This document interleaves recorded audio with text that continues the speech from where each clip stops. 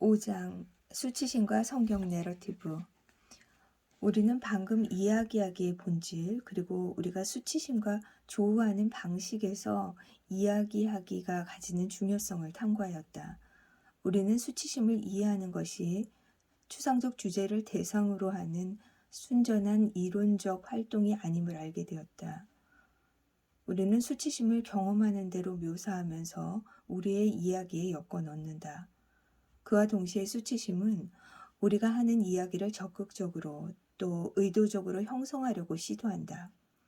수치심은 역동적이고 유동적이며 우리가 하나님과 함께 선함과 아름다움을 구축하려는 모든 노력을 무너뜨리기 위해 우리가 처한 상황에 들어오려고 자신의 형태와 밀도를 바꾼다. 수치심과 싸우기 위해 우리는 더 탄탄하고 더 대담하며 더 창조적인 이야기를 살아내는 방식으로 행동한다. 그러한 이야기는 자비와 정의를 위해 더 큰 위험을 감수하는데 이는 자연히 우리를 더 취약한 상태가 되게 한다. 인간의 창조 행위 대부분은 창작품을 기꺼이 공개하고자 하는 마음을 포함하며 그렇게 공개된 곳에서 그 작품은 수용될 수도 있고 거부될 수도 있기 때문이다. 아기를 만드는 것에서부터 빵을 만드는 것까지, 집에 페인트 칠을 하는 것에서부터 그림을 그리는 것까지, 소프트웨어 공학 프로그램에서 사람들을 이끄는 것에서부터 핸델의 메시아 공연에서 합창단을 이끄는 것까지 모든 것이 이에 포함된다. 당신은 자신이 어떤 이야기 속에 살고 있다고 생각하는가? 4장에서 알게 된 것처럼 이것은 우리가 스스로에게 묻는 가장 중요한 질문 중 하나일지도 모른다.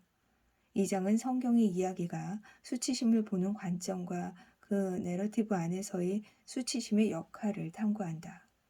이 탐구는 영향을 미치는 인류학을 논할 공간은 여기 없지만 성경이 우리의 기원의 본질에 관하여 하는 이야기는 우리의 현재 문화가 말하는 이야기와는 매우 다르다는 점을 의식하는 것이 중요하다. 그러므로 피터 버거와 레슬리 뉴비긴이 입증하듯이 우리는 우리가 하는 삶의 이야기를 형성하는 암묵적인 문화적 전체에 관해 세심한 주의와 분별력을 기울여야 한다. 창세기의 첫 부분부터 의도를 가지고 계신 하나님, 의도된 특정 결정과 결과를 가진 이야기를 시작하신 하나님에 관한 내용이 나오는 것이다. 그것은 이야기하는 사람이 부여한 방향과 의미를 가진 이야기다. 그러나 바로 이 이야기의 목소리들이 있으며 우리는 특히 한 목소리에 관심이 있다. 악의 목소리. 이 악은 하나님과는 매우 다른 의도를 품고 있다. 악의 의도는 하나님이 전하고자 무척 노력하시는 기쁨과 창조성의 이야기를 왜곡하고 훼손하는 것이다. 그리고 내 생각에 악의 해로운 의지는 수치심의 사용을 통해서 가장 강력하게, 그렇지만 전술적 기량의 일환으로 교묘하게 행사된다. 성경적 인류학에서 수치심은 경기장의 중립 선수가 아니다. 그것은 단순히 우리 실존의 소산이 아니며 우리의 신경망으로부터 나타나는 여러 감정 상태 중 하나도 아니다. 성경이 제시하는 수치심의 모습. 다른 곳에서 나는 성경 내러티브에 반영된 대로의 인류 기원의 역사에서 수치심의 출현을 탐구하였다. 여기에서 우리는 수치심, 대인관계 신경생물학, 그리고 우리가 자신과 서로와 하나님에 관한 이야기를 하는 방식 사이의 관련성을 자세히 살펴볼 것이다. 우리는 내가 생각하기에 그 이야기의 유용한 부분들, 수치심을 이해하고 처형한다는 우리의 목표에 도움이 되는 이 유용한 부분들을 간단히 다룰 것이다. 나의 의도는 하나님이 태초에 무슨 일에 열중하셨는지에 대해, 그리고 어떻게 그것이 우리가 친구, 고용인, 배우자 또는 자녀를 상대할 때 수치심에 대한 반응으로 하는 행동과 관련하여 유의미한지에 대해 당신의 호기심을 불러일으키는 것이다. 수치심이 어떻게 우리의 인생 동반자가 되었는지에 관한 역사를 이해하지 못하면 우리는 조지 산타야나가 성찰한 대로 그것을 되풀이할 운명에 처한다. 창세기 2장 끝에서 우리는 창조의 정점에 도달하였다.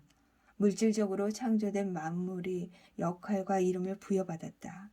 이 이야기에 하나님이 세상이 기쁨이 가득한 발견의 세계가 되도록, 그리고 최고의 위협인 인간이 세상에 대한 창조적 지배권을 행사하기 위해 하나님과 또 서로와 교감하며 살아가도록 예정하신다는 점은 충분히 언급되었다.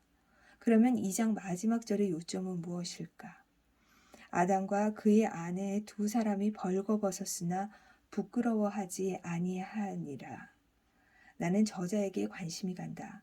이 지점에서 저자는 인간의 감정적 상태를 묘사하는 단어나 어구의 범주 전체 중에서 단어를 선택할 수 있었을 것이다. 그는 남자와 여자가 벌거벗었으나 참으로 행복했다거나, 그들이 벌거벗었으나 강인했다거나, 자신만만했다거나, 그들이 벌거벗었으나 두려움 또는 분노, 슬픔, 실망, 후회 이런 것이 없다고 말할 수도 있었다. 그리고 확실히 이 모든 것이 사실이었을지도 모른다.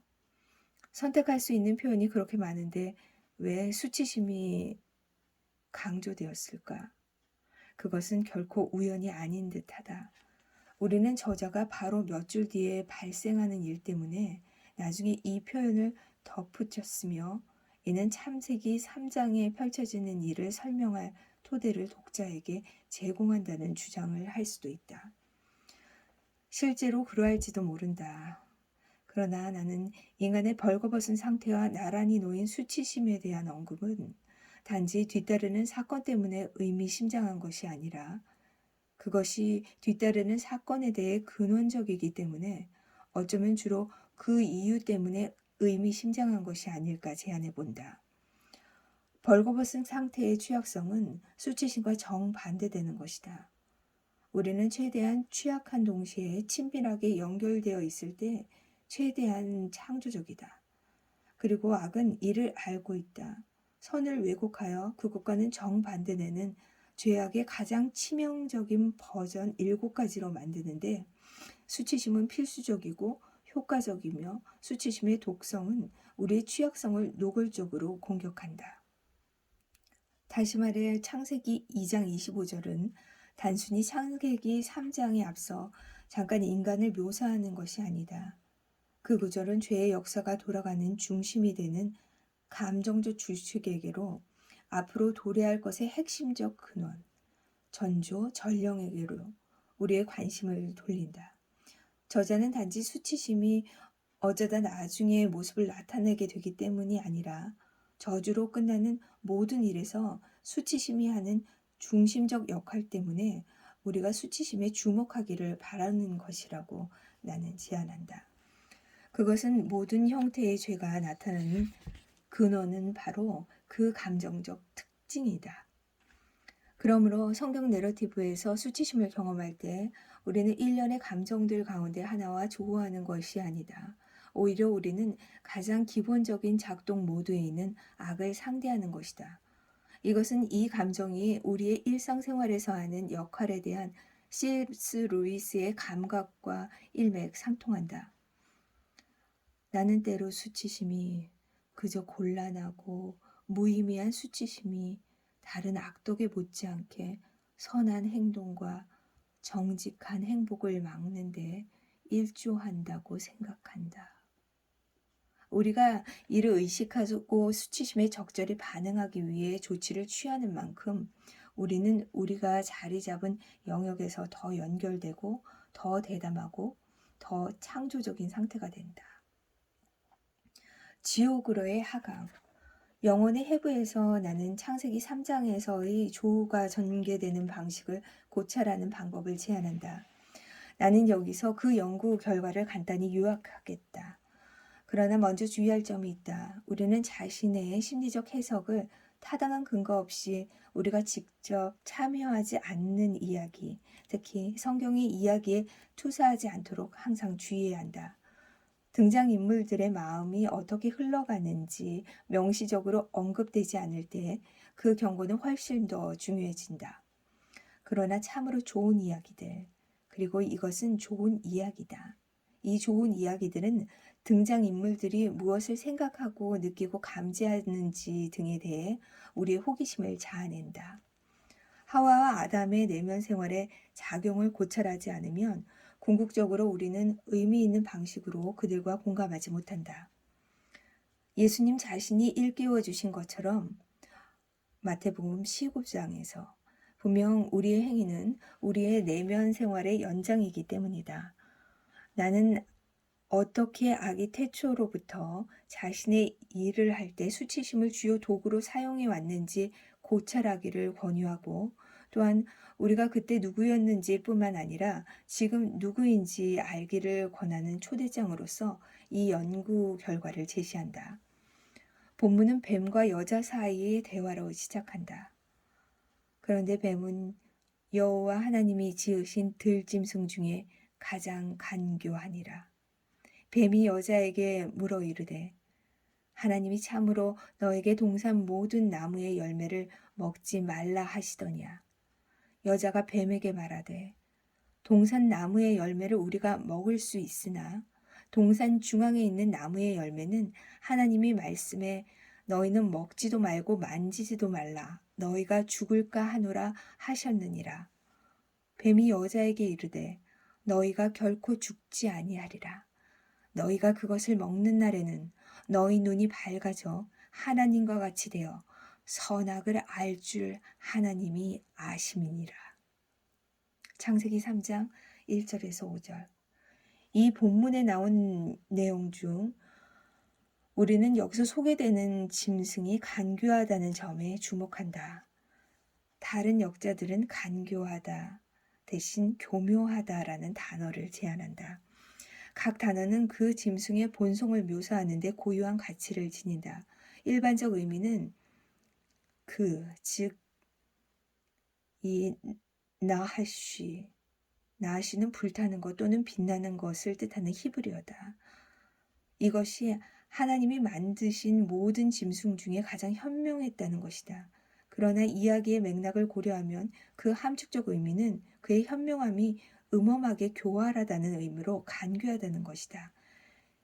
그것이 의도하는 바는 여자를 기만하는 것이다. 그리고 기만당하는 것은 가장 감지하기 힘든 비의식적 인식 수준에서라도 수치를 당하는 것이다. 그러나 우리가 이 사실을 아는 것은 그 이야기의 끝을 알기 때문이다. 내가 여자의 입장이었다 해도 그녀보다 조금이라도 더 일찍 이를 파악했으리라는 보장은 없다. 짐승과 여자가 나눈 대화는 여자 안에 감정적 전환을 몇 차례 활성화한다. 그의 첫 질문은 의심이 여자의 정신구조 안에 들어설 여지를 만든다. 하나님에 대한 의심뿐만 아니라 하나님이 참으로 뭐뭐 하시더라, 뭐뭐 하시더냐, 과거 일에 관한 그녀의 기억에 대한 의심, 더 나아가 게다가 더 중요한 것으로 그녀가 하나님과 맺고 있는 관계의 본질에 대한 의심. 마이클 폴라니가 지적한 대로 우리는 무언가를 의심할 때면 그 의심이 시작되는 동시에 다른 무언가를 신뢰한다. 우리는 예외 없이 믿음을 향하도록 우리가 통제할 수 없는 무언가를 신뢰할 필요에 의해 움직이도록 만들어졌다. 여기에서 우리는 수치심이 어떻게 작용하는지 보기 시작한다. 이야기의 맥락이 함축하는 바에 따르면 뱀의 질문은 필연적으로 하와로 하여금 스스로 답을 정리하도록 이끈다. 그 짐승이 정보를 얻는데 진정으로 관심이 있었다는 암시는 없다. 뱀은 하나님께로 가서 사실을 확인하고자 제안하지도 않는다. 그는 일련의 사실로서의 진실에는 관심이 없다. 그 여자, 하나님, 남자 사이의 관계를 방해하는 데 훨씬 더 흥미가 있다. 그리고 남자로 말할 것 같으면 그의 존재, 6절. 그녀가 뱀과 대화하는 도중이든 그 후든 그 존재를 고려할 때 그는 그녀가 뱀과 조한 일에 대해서 침묵을 지킴으로써 그 상황에 도움이 되는 일을 거의 하지 못한다. 의심은 인간의 경험에서 더 일상적으로 발생하는 일 중 하나로 당면한 주제에 따라 다양한 수준의 감정적 강렬함을 지닌다. 내가 가장 좋아하는 팀이 플레이오프전에서 승리할 수 있을까? 이것을 의심하는 것은 내 아이가 심각한 병을 이겨낼 수 있을까 의심하는 것과는 다르게 느껴진다. 그러나 각각의 의심은 내가 희망하는 결과를 보장하기에 나 혼자로는 불충분하다. 나는 부족하다는 현실을 받아 수반하는 것이다. 이 의심의 역학은 우리 안에서 그리고 우리들 사이에서 끊임없이 작용한다. 우리는 우리가 다니는 직장의 안정성을 의심한다. 우리의 결혼 생활의 성공은 고사하고 지속되기나 할지, 내 아이가 이 복잡한 세상에서 제대로 살아갈지, 우리가 충분히 똑똑하고 매력이 있고 재미있는지 의심스럽다. 혹은 우리와 함께 하시고 우리를 위하시는 하나님은 고사하고 하나님의 존재 자체를 의심할 수도 있다. 의심은 사실과 관련이 있기는 하지만 1차적으로 사실에 관한 것이 아니다. 오히려 의심은 유대감, 안전감, 자신감이라는 감정적 감각에 관한 것이다. 우리가 더 많은 정보를 얻어서 의심을 해소하려고 할 때가 많다는 점은 주목할 만하며 이 점을 가볍게 여겨서는 안 된다. 환자에게 줄 알맞은 약물에 대한 우리의 지식이 의심스럽다면 다시 한번 확인하는 것이 좋다. 이런 의미에서 의심은 우리의 더 큰 이익이라는 목적에 기여하는 정신적 기능이다. 그러나 의심에는 어두운 측면이 있으며 창세기 3장의 뱀은 그것을 이용하려는 의도를 강하게 품고 있다. 이 장면에서 하와가 제시하는 사실의 신빙성을 떨어뜨릴 방도로서 의심이 주입된다기보다는 보기는 어렵다. 그 사실들의 신빙성의 문제는 동산을 거니시는 하나님이 다음 산책을 기다리기만 하면 쉽게 해결될 수 있기 때문이다. 의심은 연결된 관계들을 단절시키기 위해 사용된다. 선함과 아름다움을 창조하고 관계들을 풍요롭게 하는데 의심을 사용하는 것과 그것과는 정반대의 일을 하는 것은 전적으로 별개다. 따라서 우리가 자신을 의심할 때, 특히 우리가 삶의 중요한 사건에 직면하여 자신을 의심할 때 우리는 사실상 다른 사람들과의, 특히 하나님과의 유대감을 의심하는 것이다. 우리는 우리가 무탈하리라는 것을 의심한다. 한 인간으로서 무탈한다는 것은 무엇보다도 하나님과 그리고 타인들과 연결되는 것과 관련이 있다. 그것은 궁극적으로는 충분한 정보, 기술, 지능, 경험을 가진 것과 관련이 되지 않는다. 젊거나 날씬하거나 근육이 우람한 것에 관한 것도 아니고 돈, 섹스, 권력을 충분히 가진 것에 관한 것도 아니다. 그리고 의심이 이 중 하나와 연관될 때 강하게 작용하는 감정적 특징은 수치심이 될 것이다. 하와가 뱀에게 한 응답에서 우리의 관심은 여러 가지 요소가 어떻게 달라지는지에 끌린다. 하와의 뇌의 변형계, 편도체와 뇌간 부위들에서 발산되는 감정적 고통이 연료를 공급하면 그녀의 분석적인 좌뇌 활동이 활성화 및 조립된다. 그 결과 그녀의 감각, 심상, 느낌, 생각에서 전환이 일어난다. 처음에 이 전환의 규모는 그리 크지 않아도 된다.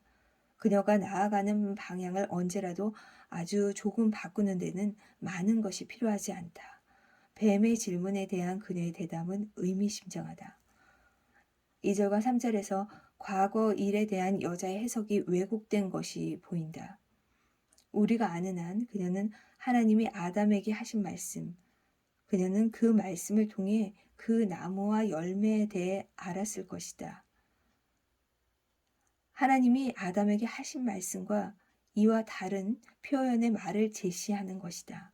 다시 한번 말하지만 아담이 함께 있는 상황인 만큼 그가 그 대화에서 충분히 도움될 충분한 기회가 있었을 것이다. 그러나 아담이 그렇게 했다는 증거는 본문 어디에도 없다. 앞서 시작된 의심의 불편함이 따라오면서 이러한 기억의 변경을 조장할 수 있다. 우리의 일상적 상호작용에서 이런 왜곡은 항상 발생한다. 나의 근원적 자신감이 아주 조금이나마 흔들렸을 때 나는 어떤 이와의 상호작용에 대한 기억을 얼마나 여러 번 바꾸었던가. 이것은 수치심이 보여주는 활동의 전형적인 특징이다. 그것은 우리가 이 장에서 탐구한 것과 다르지 않은 와해의 가정이 주는 고통을 반영한다. 아기가 느끼는 기쁨의 궤도가 경미하게라도 가로막히거나 꺾이는 것과 같은 방식으로 여자와 뱀 사이의 교류도 와해를 일으키는 폭풍의 도래를 예고한다. 그리고 우리는 자신과의 그리고 타인들과의 상호작용이 일어나는 모든 무대에서 이를 목격한다. 옮겨 말하는 과정에서 사실을 빠뜨린 사람이 아담이었든 하와였든 이 감정적 구김살이 뱀의 다음 움직임을 위한 장을 마련한다는 점은 여전하다. 가장 교묘하지만 가장 도발적인 선제 조치에서 그는 고통을 심화시켜서 수치심의 역학을 더 직접 활성화한다. 창세기 3장 4절에서 5절을 읽으면서 잠시 당신이 무엇을 느끼는지 고찰해보라. 그저 하와에게 제시되는 사실만을 읽으려는 충동을 자제하라. 오히려 그 짐승이 어떻게 보이고 어떻게 들릴 것 같은지 상상하고 또 그가 전하는 암묵적 메시지를 유심히 보라. 뱀은 여자가 죽지 않으리라고 단호히 언명하며 그녀에게 진실에 대한 새로운 해석을 제시한다. 확실히 깜짝 놀랄 만한 해석이다. 그러나 이것은 단순히 사실에 근거한 교묘한 술책이 아니다. 하나님과 같이 되리라는 말을 듣는 것은 좋은 일처럼 보일 수도 있다. 나라면 그 말을 정말 듣고 싶을 것이다. 그러나 이 생각에 따르는 알아채기 힘들지만 필연적 귀결은 이 특정 나무의 열매에 대한 금지를 고려하면 하나님은 내가 그분과 같이 되기를 원치 않으신다는 암시다. 하나님은 자신이 가지고 계신 것을 내가 가지기를 원치 않으신다. 내 생각과 달리 하나님은 내가 그분과 친밀하고 그분께 연결되어 있기를 원하지 않으신단다. 여기에 더 깊은 함축된 의미는 다음과 같다. 그러므로 너는 네가 생각하는 만큼 중요한 존재가 아니다. 알고 보면 너는 네가 생각하는 것에 미치지 못한다. 너는 부족하다. 이것은 직접 언명되지 않는다. 직접적 언명은 교묘하지 않기 때문에 여자가 사실에 입각한 변론을 정리하는 동안 쉽게 일축할 수 있다. 그녀의 의심의 고통스러운 정서가 그 일을 하도록 하는 편이 낫다. 수치심은 1차적으로 우리의 좌뇌 모두의 함지적 처리를 통해서보다는 느낌으로 체험되는 우리의 유대감과 안정감을 약화시킴으로써 우리를 위태롭게 하는 감정임을 기억하라.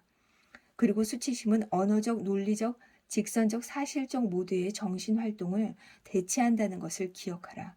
그러므로 뇌의 시간으로 볼 때 부족함, 부적절함은 우리가 그것을 생각하기 훨씬 전에 느껴지고 감지되고 심상으로 그려진다. 또한 뱀은 여자에게 하나님과 대화를 나누라고 권유하는 것보다는 하나님에 대해 이야기하는 것을 더 쉽게 행한다. 이것은 수치심이 그것의 감정적 심각함을 뒷받침하는 고립을 만들어내는 가장 중요한 수단 중 하나다. 이 시점에서 여자는 홀로 마음속에서 하나님을 곰곰이 생각하기 시작할 수 있다. 그녀에게 하나님은 누구시며 그분은 그녀에게 반응하고 어떻게 생각하고 느끼시는지 독립적으로 추정할 기회가 주어진다. 그녀는 하나님을 분석하는 과정, 그분과 상호작용하기보다는 거리를 두고 그분을 판단하는 과정을 시작한다. 나는 하루 동안 얼마나 자주 이 일을 하는가? 친구, 적, 배우자, 자녀, 고용인, 상사, 목회자, 내 차 앞으로 끼어드는 앞차의 운전자, 학교 이사회의 구성원, 혹은 다른 문화나 종교 전통에 속한 사람이 정말로 생각하거나 느끼는 바가 무엇인지 내 마음속에서 은밀하게 분석하는 것, 판단하는 것은 아주 쉽다. 보통 이렇게 내리는 판단은 1차적으로 언어에 기초한 논리적 인지작용이 아니다. 오히려 그것은 내가 미세하게 그렇지만 실질적으로 감지하고 느끼는 것으로서 뇌관과 변형계 회로로부터 나타난다. 그렇게 해서 그것은 나의 생각하는 논리적 뇌를 우회하고 나는 판단이 일어나고 있음을 거의 의식하지 못하게 한다. 내가 알기 전에 수치심은 내가 그것의 존재를 의식하지 못하는 동안 뿌리를 내린다는 것이다. 물론 이 함정에 빠져드는 것을 방지하는 가장 효과적인, 어쩌면 지극히 위협적인 방법은 하나님에 대해서보다는 하나님과 이야기하는 것이다. 그러나 이 생각은 창세기 이야기에서 결코 경청의 기회를 얻지 못한다. 그리고 우리가 아는 대로 우리가 수치심에 관계적으로 맞서기 위해서는 수치심의 치유에 이르는 도상에서 그것을 느낄 각오를 해야만 한다. 이는 결코 쉬운 일이 아니다. 이는 사실상 관계가 깨지는 모든 경우에 공통된 압류다. 우리는 온갖 것을 감지하고 심상을 그리고 느끼고 생각하면서도 그것들을 결코 다 말하지 않는다. 그렇게 솔직하기에는 그렇게 취약한 상태가 되기에는 너무 겁에 질려 있기 때문이다. 그러나 솔직한 취약성은 수치심 그리고 필연적으로 다가올 소름 끼치는 결과인 버림받음을 치유하고 또한 그것이 우리의 관계들과 문화에 더 깊이 뿌리 내리는 것을 방지하는 비결책이다. 뱀은 선을 알게 하는 나무의 열매를 먹음으로써 하와의 눈이 밝아질 것이라고 덧붙인다. 그녀가 자신의 눈이 밝아지게 할 것이라고 그녀가 의도를 가지고 행동한다는 의미에서 말하지 않고 다른 어떤 이 혹은 어떤 것에 의해 그녀의 눈이 밝아질 것이라고 말하는 점에 주목하라. 아이러니하게도 하나님과 같이 되기를 구하는 와중에 그녀는 그 일이 그녀가 찾고 있는 것을 제공해줄 그녀 외부의 무언가를 필요로 한다는 점을 놓치는 것 같다. 우주의 주인이 되려는 여정에서 나도 내가 찾고 있는 것을 얻는 데는 언제나 내 밖에 무언가의 도움이 필요하다는 것을 보지 못한다. 이 본문을 읽을 때 그 짐승이 여자를 꿰어 그녀가 자신에게 없는 것을 붙잡도록 유도한다고 추정할 수도 있다. 그러나 해독제가 필요한 잠재된 감정적 고통이 그녀에게 이미 발생한 것이 아니라면 그녀가 뱀이 제안하는 바를 원하게 되는 모습이 나에게는 이상하게 느껴진다. 남자, 여자, 그리고 하나님 사이의 관계가 아직 순수하다면 그녀는 과연 무엇을 갈망하는 것일까?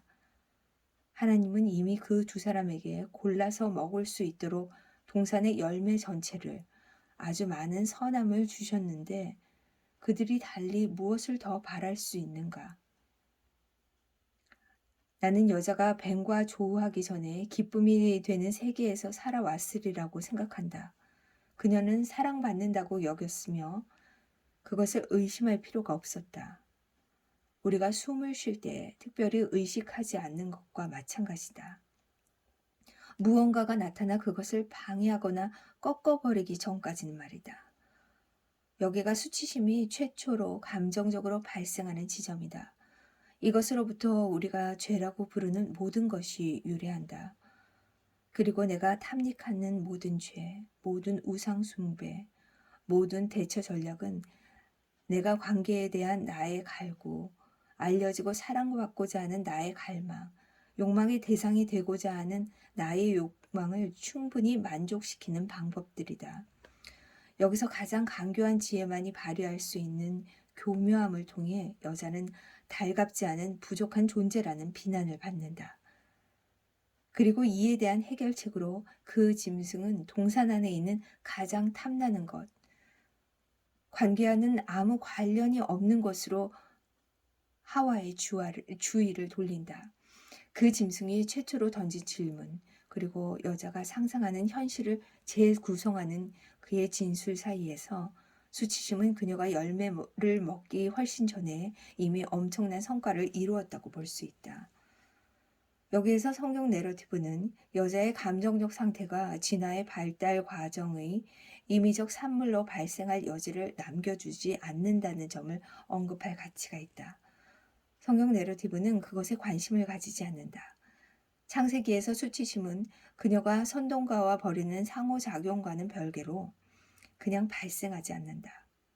동산에서 시작되고 예수님에게서 완성되는 이 이야기에서 수치심이라는 신경정신의학적 현상이 몇십만 년에 걸쳐 어떻게 발전했는지는 그리 중요하지 않다. 중요한 것은 수치심이 어떻게 이용되는지, 그리고 우리가 그것을 경험할 때 어떻게 반응하는지다. 수치심은 이를테면 팔꿈치의 가려움과 똑같은 방식으로 분류되는 감각에 불과한 것이 아니다. 여기에서 수치심은 세상을 파괴하려는 목적을 위해 의도적으로 교묘히 행사된다. 그것은 이 과정을 시작하기 위해 뱀의 활동을 필요로 한다. 다시 말해 여자의 잠재된 감정적 고통은 강교한 뱀의 도움 없이는 발생하지 않는다. 나는 수치심을 나에게 있어 근본적으로 잘못된 무언가로서 경험한다. 하지만 나는 오로지 수치심을 버림받음의 전조로서 관계가 비극적으로 단절될 가능성의 작용으로서 감각적으로 감지한 결과 이런 결론을 도출할 수 있다. 이는 수치심의 전형적인 특징이다. 수치심이 유도하는 대로 이 감정 조절 장애와 관계적 와해의 상태로부터 창세기 3장 6절이 자연스럽게 이어진다. 여자는 그 나무를 본즉 먹음직도 하고 보암직도 하고 지혜롭게 할 만큼 탐스럽기도 한 나무인지라. 여자가 그 열매를 따먹고 자기와 함께 있는 남편에게도 주매 그도 먹은지라. 여자는 자기 고통에 대처하기 위해 동산 중앙에 있는 나무에 관한 이야기를 분석한 좌뇌 중심 모드로 다시 하기 시작한다. 이제 그 새로운 내러티브에서 그 나무는 접근 금지 대상이나 소외에 의한 죽음의 근원이 아니라 생명의 잠재적 근원이 된다. 이제 그녀는 다른 누구도 끌어들이지 않고 그녀의 이야기를 할 수 있다. 누구도 그녀의 삶을 망쳐놓을 수 없다. 더 이상 실망은 없다. 더 이상 후회는 없다. 더 이상 상처는 없다. 더 이상 한계는 없다. 더 이상 논쟁을 벌일 공동 저자들은 없다. 그분이 원하는 대로 오가실 수 있고 그녀를 뱀에게 영향받기 쉬운 상태도 내버려 두신 하나님보다는 땅에 심겨 고정된 나무와 함께 사는 편이 훨씬 더 수월하다. 더 명백하게는 이 나무의 열매는 차오르는 감정적 고통의 물결, 그녀의 부적절함, 고립, 수치심에 대한 자각에 대해 그녀가 대처할 수 있는 근원이 된다. 그리고 그녀가 비용은 무시하는 한편 상상할 수 있는 모든 이익을 가지고 구성하는 새로운 이야기에는 애초에 그녀의 식욕의 근원이었던 감정적 관계적 와해를 해결하는 것이 아니라 계속 강화하면서 그녀의 이야기를 다시 하는, 그리고 당신의 이야기와 나의 이야기를 예언하는 수단이 된다. 수치심은 그녀가 관계를 열매 하나로 대체하도록 유도했다. 그녀는 아담이나 하나님과의 관계, 우리라는 신경 생물학적 상태로부터 떠나 독립이라는 어둡고 막다른 골목에 걸어 들어간다. 이는 모두 벤과의 교류에 의해 시작된 감정적 혼란을 다스리는 방편이다. 뿐만 아니라 아담이 중재를 위해 아무 일도 하지 않은 것은 결코 사소한 사안이 아니다. 그 이유를 몇 가지라도 짐작해 볼 수 있겠지만 이 과일 잔치는 함께 성과를 이룬 것이었다고 해도 족하다. 최소한 아담이 암묵적 승인의 태도를 보였기 때문이다. 이 일을 하는 것은 수치심답다. 수치심은 아래쪽 뇌의 영역들에 있는 신경망들을 활성화함으로써 수치심에 사로잡힌 사람과 친밀한 관계에 있는 다른 개인들을 수치심의 파괴적 소용돌이 속으로 무의식적으로 그리고 강력하게 끌어들이려고 한다. 우리는 관리자가 동료를 비하하는 장면을 목격하고도 말할 엄두를 내지 못한다. 우리는 배우자가 술을 너무 많이 마시는 것을 알면서도 나도 모르게 그 사람의 행동을 허용한다. 우리는 표출될 기회를 기다리며 우리 의식의 표면 바로 아래에서 소리 없이 움직이던 고통을 완화하는 방편으로 가족, 동료, 교구민을 헐뜯는 대화에 자연스럽게 가담한다. 우리는 직원 휴게실에서 혹은 교회에서 예배 후에 모여서 그날의 표적에 대해 험담하는 작은 무리를 잠시 지배하는 가짜 유대감 속에 속아 넘어간다. 수치심의 작용이 수년 또는 수세대에 걸쳐 이루어진 끝에 사회적으로 너무 깊이 새겨진 나머지 우리는 자신이 타인에 대한 학대를 수동적으로 지원한다는 사실을 의식하지 못한다. 바이러스 내려받기. 수치심이 관계적으로 해결되지 않을 때 필연적으로 수치심이 전파된다. 이에 그들이 눈이 밝아져 자기들이 벗은 줄 알고 무화과 나무 잎을 엮어 치마로 삼았더라. 창세기 3장 7절. 이 본문의 가장 흥미로운 부분은 남자와 여자의 눈이 밝아졌다는 사실이다. 그들이 능동적으로 그렇게 하는 것이 아니라면 누가 혹은 무엇이 그들의 눈을 밝아지게 하는 것일까? 이제는 각자가 판단하고 업신여기는 방식으로 또 여자가 뱀에게서 흡수한 것의 연장선에 있는 방식으로 상대를 본다는 것일까? 여자의 눈이 뱀에 의해 밝아지는 것과 같은 방식은 이 매개체는 서로 연결되고 전염된다. 이렇게 해서 그들은 자신의 벌거벗음과 취약성을 절실히 깨닫게 된다. 그들의 대화를 상상해보라. 하와 그리고 보니 당신이 좀 살이 쪘어요. 그녀가 그의 허리 아래를 힐끗 보며 쏘아붙인다. 어쩌면요. 그래도 난 그것만큼 볼품없진 않답니다. 대응촉으로 그들에게 남은 것은 무화과 나무일 뿐이다. 그들은 각자의 삶에서 서로를 제외하고 난 뒤에 이번에는 하나님에 대해 같은 일을 한다. 그들이 그날 바람이 불 때 동산에 거니시는 여호와 하나님의 소리를 듣고 아담과 그의 아내가 여호와 하나님의 낯을 피하여 동산 나무 사이에 숨은지라. 창세기 3장 8절. 숨은 것은 수치심에 대한 자연스러운 반응이다. 우리가 치명적 형태의 수치심을 경험할 때 특히 그렇다. 하지만 숨는 행위의 대부분은 삶의 일상적 활동에서 발생한다. 우리는 모든 방식으로 모든 사람에게, 특히 우리 자신에게서 숨는다. 뿐만 아니라 다른 이들에게서 숨는 나의 모든 행동은 내가 스스로의 마음속에서 쓰는 모든 교묘한 속임수와 더불어 시작된다. 내가 알고 싶지 않은 나의 다양한 부분이 있다. 이는 너무 수치스러운 것이다. 나는 스스로도 좋아하지 않고 하나님도 좋아하시지 않으리라 여겨지는 나의 부분들을 알고 있다. 그중 몇 가지만 예로 들자면 판단하고 거짓말하고 훔치고 탐욕스럽고 인색하고 강한 욕정을 느끼고 불순하고 오만한 나의 자아가 포함된다. 그러나 데이비드 배너가 장갈뱅의 말을 인용하며 지적하듯이 우리가 스스로를 기꺼이 알려고 하지 않는다면 하나님을 충분히 알기를 기대할 수 없다. 하나는 다른 하나에 좌우되기 때문이다.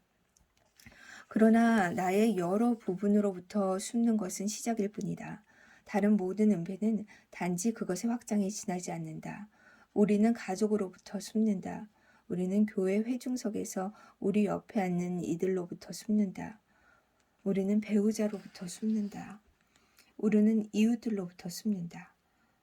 우리는 다른 민족 및 종교 집단으로부터 숨는다. 우리는 우리의 일상 때문에 수치를 당할까봐 그것을 드러내기 두려워하는 문화에 살고 있다. 우리는 자신의 취약한 부분을 건드리는 무언가에 대해 공적 담화를 나누기란 사실상 불가능하다고 여긴다. 이 숨는 행위는 오로지 우리가 수치를 당하게 되리라고 예상하기 때문에 일어나는 것만은 아니다.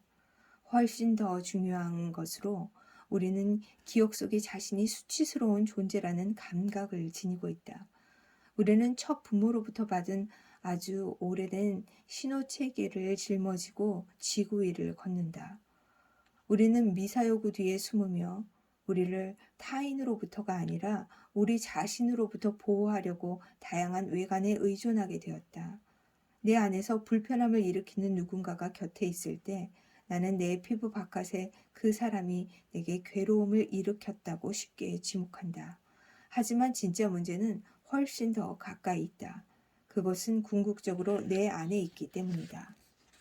알고 보면 나의 문제는 궁극적으로 내가 감지하고 마음에 그리고 느끼고 생각하고 행동하는 바다. 그것은 나의 유일한 문제가 아니라 나의 궁극적인 문제다.